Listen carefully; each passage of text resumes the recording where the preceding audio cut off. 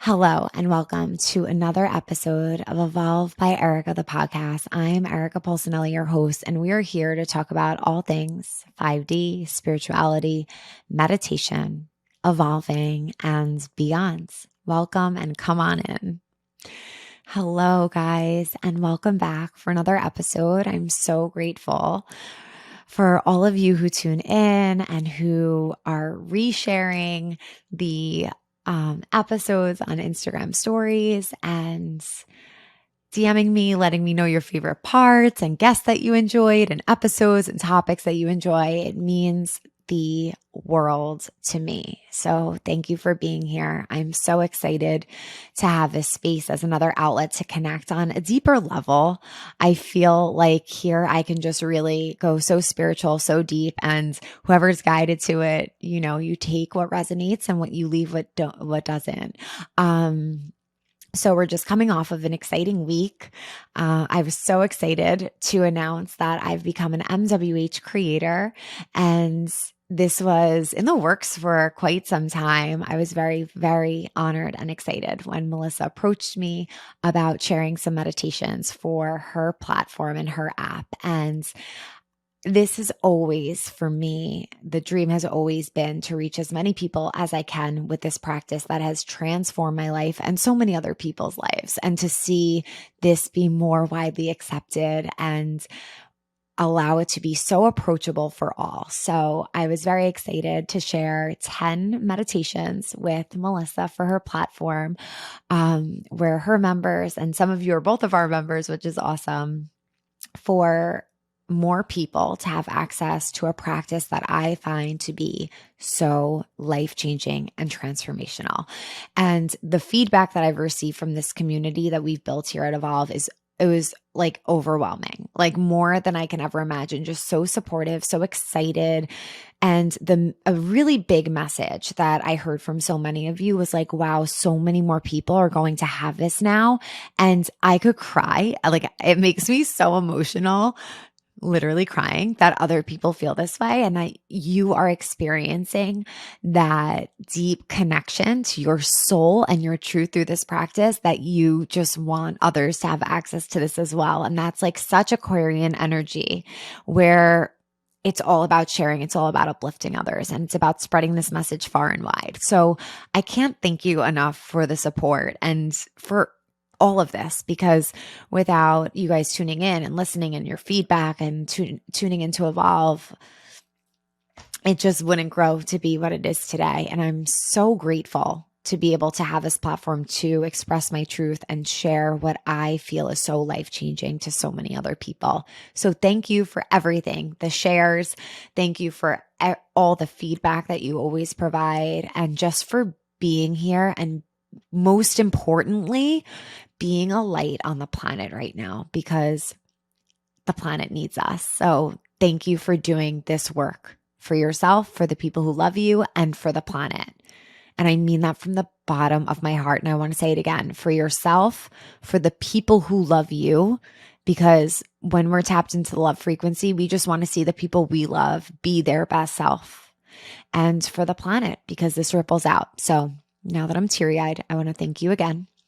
And we're going to get into today's topic, which is a podcast on the holidays. And the holidays are such a special time to connect over, whether it be religion or tradition, or just a time to carve out where we shut down. Hopefully we shut down a little bit from our typical work schedule, and we take time to be present, to cook, to feast, to be surrounded by the people we love, and to honor ourselves, honor our lineage, honor the people who have come before us and the traditions that we embark on, whether it's for, like I said, a religious reason or just simply a tradition with family, and to be present in that frequency of gratitude and of love. Gratitude, and I spoke so much about, Lisa and I spoke so much about this on our last podcast. Gratitude is really the basis of, it was the foundation of my practice and my journey. I literally started before I knew what Kundalini was, before I knew how to meditate on my own. I started with just gratitude journaling every single day. And what that does is it helps to raise your frequency so that you could experience so much more to be grateful for. It's like the floodgates of gratitude opens up and you're like, oh my gosh, I was grateful for this, but now I'm grateful for this and this and this. And it really raises our frequency. And you could actually look up the scale, the emotional scale, and see that gratitude is very high at the top. And when we're aligned to those higher frequencies, we're able to be more of a co-creator. We're able to create a life that we truly align with, a life that is in alignment with our dreams and our soul's purpose. So as we come up to Thanksgiving and also Christmas, Hanukkah, New Year, and all of the other holidays, gratitude is such an important theme. And I feel that one thing, the holidays can also be stressful. And I want to get into that as well. But I feel that after 2020 and after having a lot of time by ourselves, not being able to travel, not being able to be with older family members, what a frequency we have the opportunity to tune into, to feel grateful just by simply being able to be together and being able to experience joy and presence with the people we love. So I want to share a little bit about some helpful tools, resources, strategies we can use during the holiday times, because holidays can also, as much as they're beautiful, wonderful, and so exciting for many, this can bring up a lot of wounds. It could present a lot of healing that needs to take place. It could present a lot of triggers. And honestly, for some people, it's not easy to gather with family. For some people, it could be an extremely stressful time. For some, it might be a time of grieving because they lost someone that they love, and they're unable to share in this very special and important time and day with the person they love. So I think having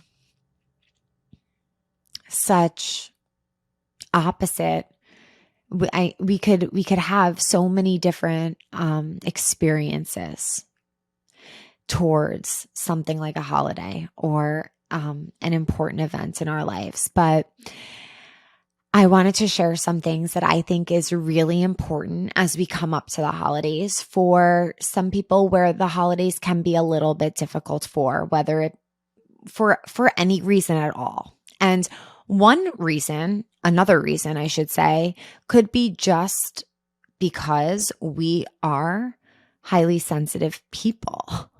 Being highly sensitive people, it's not always easy spending an extended period of time with a lot of other people, even though they are our family or our closest friends. And that's not something you need to feel guilty about. It is just the way it is as a highly sensitive, empathic person. So that's why I wanted to share some things that I think would be really helpful for anyone who may experience some triggers that come up or some healing that comes to the surface during the holiday time. And I also want to say that, what did I want to say? I just blanked.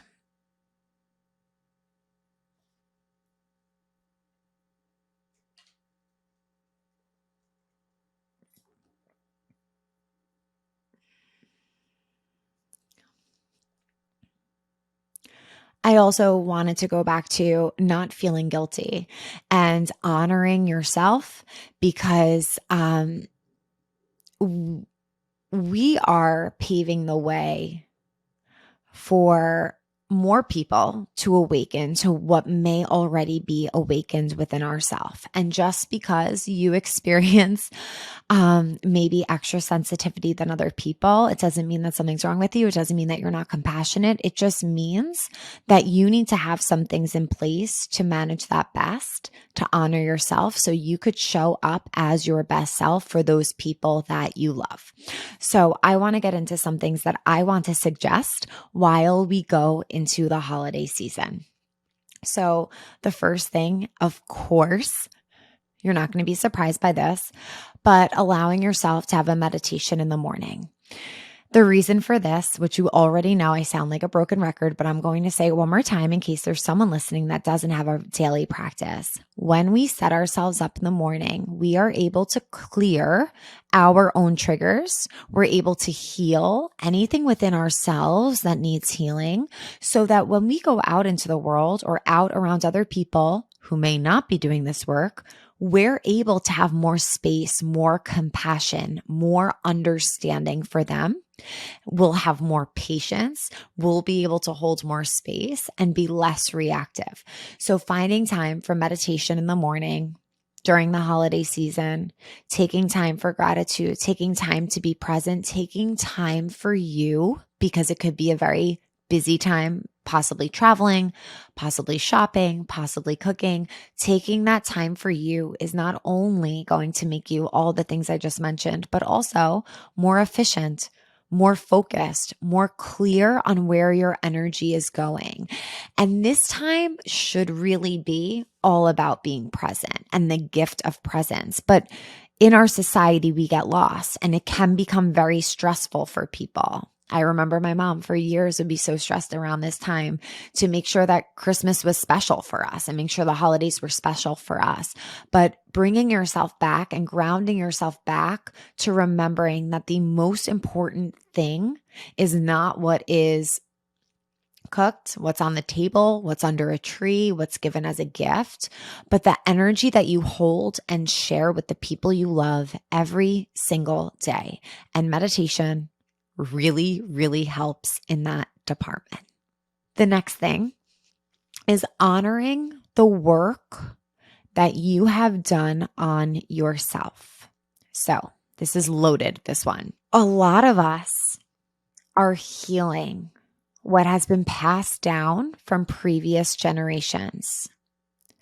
A lot of us may be battling and clearing and ascending or transcending from habits, behaviors, thought processes, possibly addictions that live in our family. And that's why we're on this path. And that's why we're doing this healing work, because it stops with us and we're creating a new trajectory for ourselves and for the generations that will follow us. That is a huge fucking deal. Excuse my language. That's a really big deal. And as we said before, the holiday time as we know it is a time to be around family. And that might mean a time to be around those things that we're actually going in and healing within ourselves. And it is so important for you to honor the work that you have done.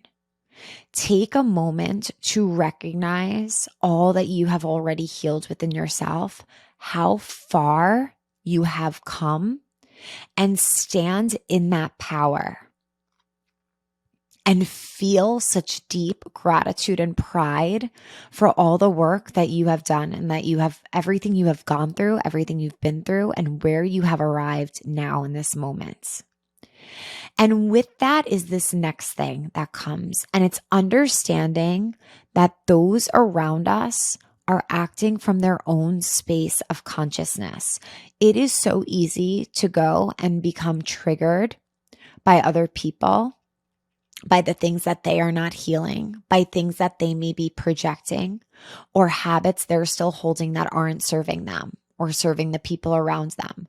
But everyone is acting from their own space and level of consciousness at this moment. So being able to have understanding for that, letting go of judgment, and understanding that they are doing the best they can, and then returning to your intention. So I want to go a little bit deeper on this and share something personal. In the past, as an empath, if I would see someone struggling with something, I would really take it on, become frustrated, and make it my mission to help them and share with them all of the things that could help them until I'm blue in the face and just try to beat it into their mind, try to encourage them to make all these changes, and to then realize that I really can't change anyone unless they want to change. So I can take that very exhausting route, or I can share what I'm guided to share and then come back to my intention and set a deep intention and allow divine to assist my loved one in any way that they need assistance. So you can actually say to your spirit guides, I would love for you to connect with so-and-so's spirit guides to help guide them on their highest life path. I send them so much love and light, and just say like a little intention or prayer, however you want, whatever you want to call it, or however you want to say it. And it takes so much responsibility off you, so much pressure off you, and it allows the universe to do the work. And it allows that person to be aligned to the path they're meant to. And we don't necessarily have to bring everyone to the path we think they should be on. That's actually very ego driven, even if it comes from a space of love.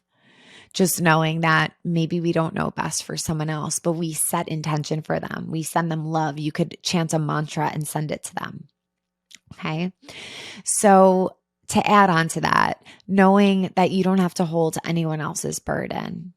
And by holding your own space, your own energy doing your own meditations, clearing and healing your own energy, you're helping everyone else around you. So it just reminding yourself of that, being your best self is actually the only way we could really help and elevate those around us. I also want to share that I think it's very important to know your limits and respect your boundaries. This is a very long life lesson that I had to go through. And as depending on the roles we play in our families or in our intimate circles, it's important to know where your limits are and be respectful of the boundaries. So if you are supposed to spend 3 days somewhere else, maybe you know that 3 days is way too much and you need to shorten that and it needs to be 1 day or 2 days. Or maybe you have no other option. You have to be there for 3 days, but you're able to respect your boundaries and find that time for yourself where you're able to remove yourself and go and recharge. And this is what I do often, especially if I'm traveling with other people outside of Vinny, my husband. Well, sometimes I even need it then too, but taking time, knowing your boundaries and respecting them. I think sometimes when we're around other people and they don't really get what we do or why our practice and our self-care is important to us, we almost can become embarrassed by it and pretend that we don't need it and just go along with whatever the people who we're with are doing. That actually comes and bites us in the butt because you know what you need in order to feel completely full, recharged, and radiant, like you're in alignment with your highest self, and you know what depletes you. So if you're traveling, if you're spending a lot of time outside your own home and someone else's home, go in with a plan and have your go-to things or your non-negotiables that you will do each day. Maybe it's drinking your morning cup of coffee or tea by yourself in silence. Maybe it's getting out each day and going for a little walk by yourself. Maybe it's in the middle of the day saying, you know what, I need a little break to recharge. The more we say what we need, the clearer our throat chakra becomes, the more powerful we become in alignment with ourselves, and the more we actually teach others to implement their own boundaries and honor what they need. So by doing that, you shouldn't feel embarrassed. This is something I went through personally, so I understand if you do, but I'm here to give you the encouragement, the inspiration to let that go, let all of those limiting things go, and honor what you need proudly and confidently, because you've done a lot of freaking work to get to where you are today. And if you want to show up as that person you've worked hard to be, you have to keep these things in place because it's like the energetic hygiene. You need to keep your aura radiant. You need to clear the apana from the body. You have to exhale and release and bring in that prana and charge yourself up with that energy so that you can show up as your best self. And by taking those little breaks or those little moments of self-care, you are going to feel so good that you've honored what you need. You're going to feel so recharged, and you're going to be able to show up that much more for the people around you. So I highly encourage you to do that.